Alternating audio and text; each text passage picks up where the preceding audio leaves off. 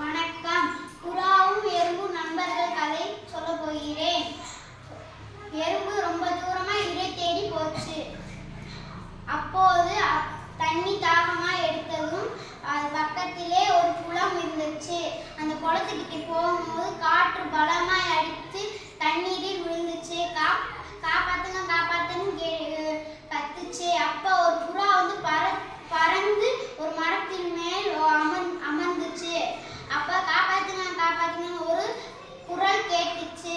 கேட்கவும் கீழே பார்க்கும்போது ஐயோ அந்த எறும்பு தண்ணியில விழுந்துச்சுன்னு இலையை கவ்வி கீழே போட்டுச்சு. ஏறுன்னு சொல்லி அது ஏறி கரைக்கு வந்துச்சு. அடுத்து புறா மறுபடியும் பறந்து மரத்துக்கு மேல் அமர்ந்துச்சு. அப்போ ஒரு வேலை வந்தியா அவன் அம்பு வச்சு குறி பார்க்கும் போது எறும்பு வந்துச்சு.